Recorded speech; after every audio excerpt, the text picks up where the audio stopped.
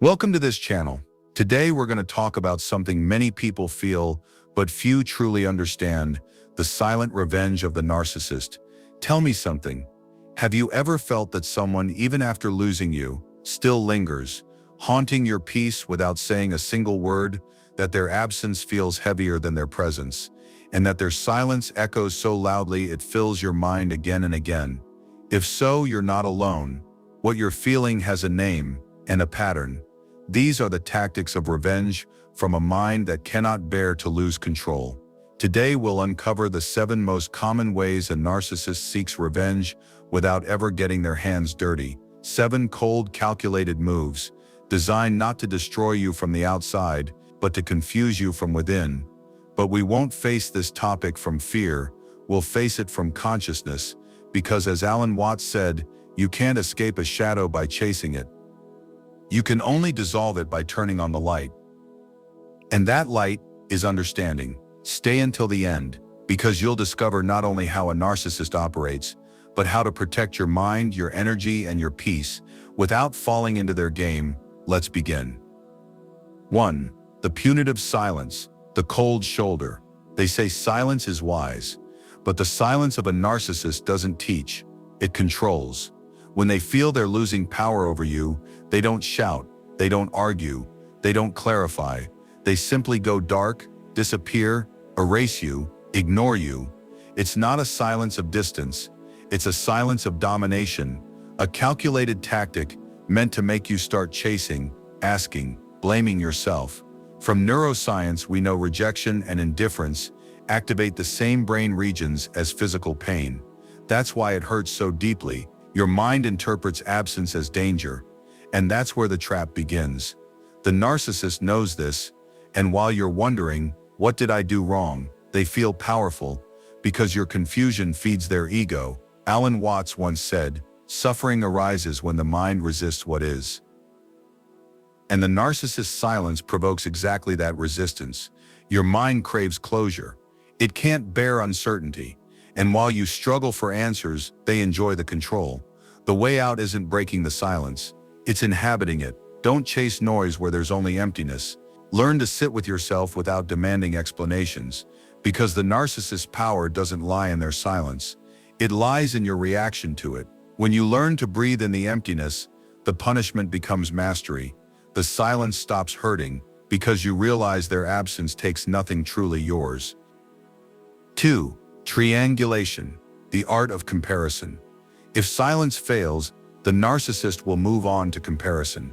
This is their second tactic, triangulation, a subtle way to plant insecurity without ever raising their voice.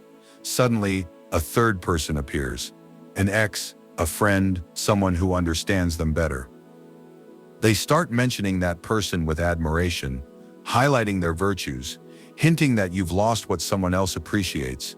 They don't seek love, they seek a reaction, because to them your discomfort confirms their power. Psychologically, this tactic activates the fear of replacement, and that fear makes you compete, prove yourself, and fight to regain their attention. But Alan Watts would explain it differently. When you compare one wave to another, you forget that both are water. The narcissist doesn't see people. They see reflections. They don't crave connection. They crave validation. And every time you compete, you reinforce their illusion of superiority. The antidote.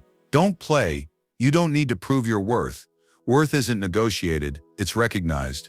Once you understand this, their comparisons become absurd.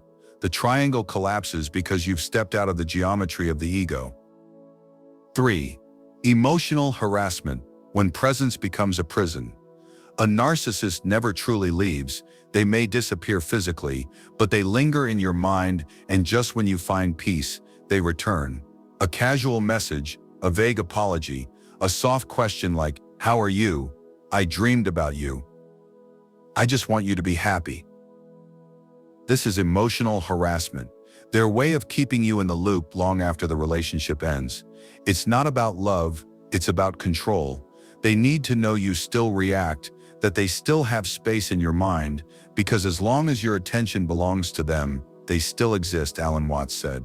The ego needs conflict, for without resistance, it cannot feel real. The narcissist feeds on your emotions, anger, longing, even nostalgia, because anything is better than facing their inner emptiness. That's why you must not respond, not in anger, not in kindness, not in explanation, simply, don't respond. Conscious silence isn't revenge, it's freedom. By not reacting, you remove their food source, you force them to confront what they fear most, their own insignificance.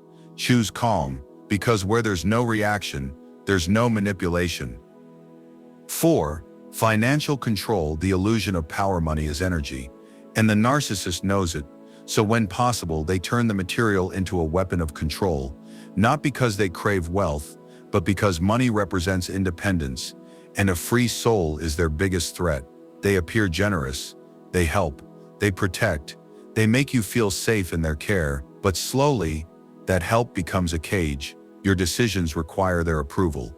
Your expenses need justification. Your life becomes a spreadsheet under their watch. In psychology, this is known as coercive financial dependency. It's not love, it's submission. Alan Watts once said, "He who fears losing what he has is already possessed by it." And that's the narcissist's essence, afraid of losing control, so they cling, they trap, they dominate. Financial control isn't about money, it's about freedom.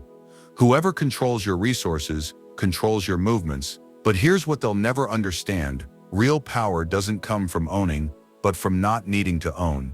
Every small decision you make for yourself is a crack in their control. Every act of independence is proof that your spirit can't be bought. Freedom isn't something they can take, it's something you reclaim. 5. Intimidation. Fear as language. When they can no longer control you through guilt or money, the narcissist turns to fear. Not always through shouting, sometimes through a cold stare, a vague threat, a soft-spoken warning that chills the air. You still see what happens. You know you can make it without me.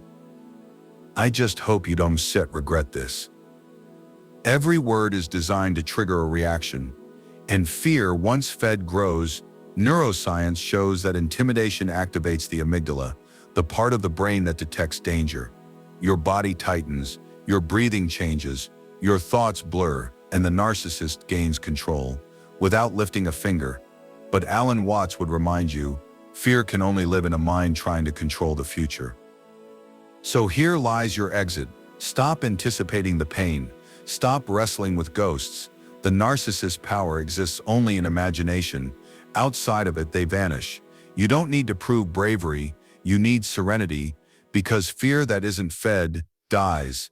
And when fear dies, their dominion dies with it. 6. Emotional blackmail and threats. The mask of absolute control. When all else fails, the narcissist drops the mask, revealing the raw desperation of an ego afraid to disappear. First comes guilt. After everything I've done for you, you stir heartless. Then manipulation.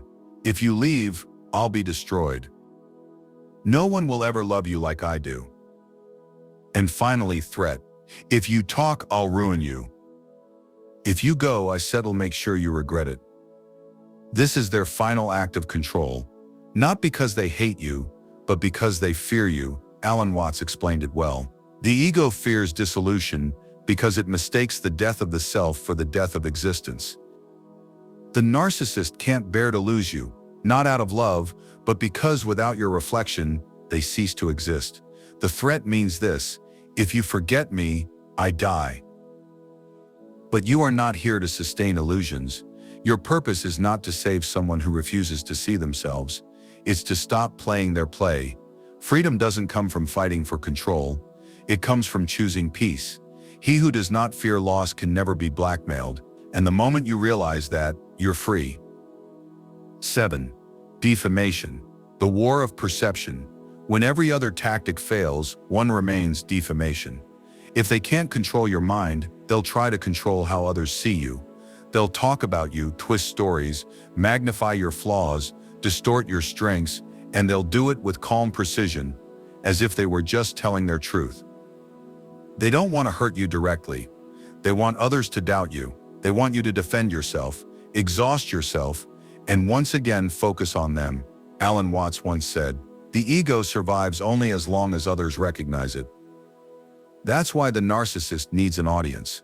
Applause even from those they secretly despise. But you don't have to join their performance. Don't try to clear your name with those who believe their fiction.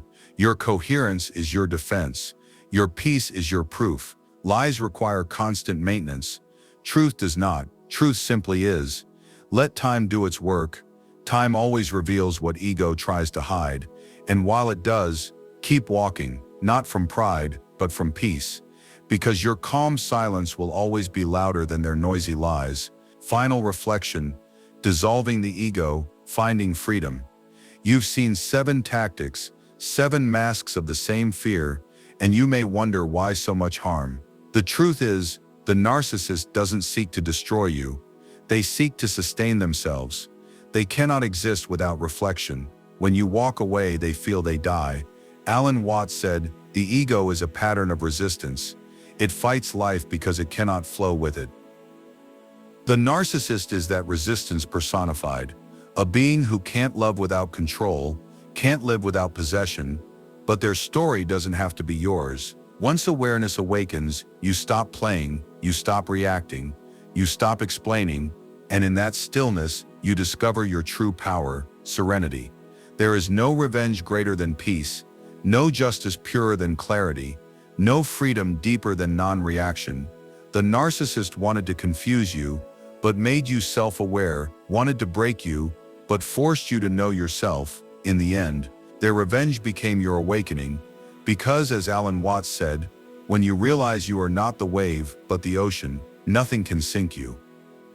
So breathe. You're out of the cycle. No more running, no more fighting, just observing, just being. In closing, have you experienced any of these tactics, felt that silent control, that comparison, that subtle manipulation? Share it in the comments. Your story might be the light someone else needs to find their way out of the same darkness.